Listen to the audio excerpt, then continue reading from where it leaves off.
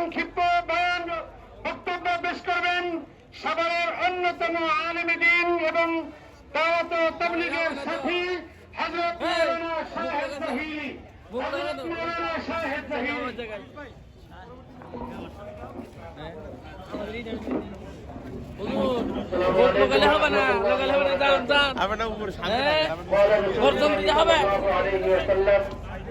سباب المسلم فسوق وقتاله كفر أو كما قال عليه الصلاة والسلام।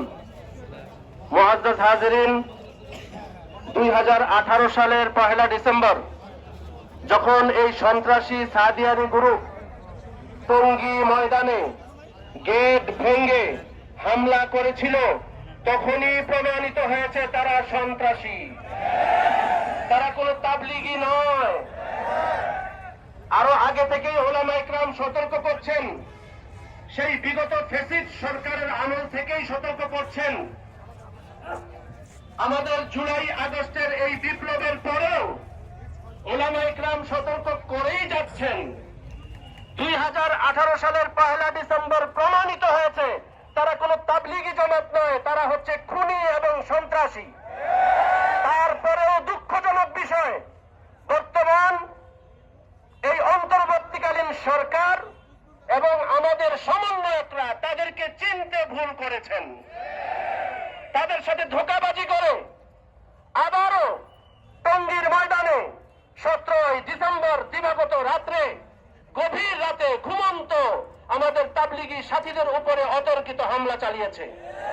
4 জন শাহাদাত বরণ করেছেন, অগণিত অসংখ্য আহত হয়েছেন। আমরা সরকারের কাছে বলতে চাই, এখনো কি তাদেরকে নিষিদ্ধ করার সময় আসে নাই?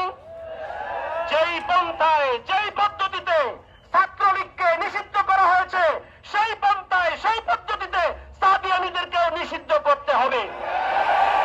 এবং বিগত রাতে এই খুনি জিয়া, যখন নাকি খুনি জিয়াকে পুলিশ বাহিনী ধরতে যায়, সেইখানে সন্ত্রাসী কায়দায় এই খুনিকে পুলিশের হাত থেকে তারা ছিনিয়ে নেয় এবং আমাদের 2 জন সাথীকে তারা আহত করেছে, আটকে রেখেছিল।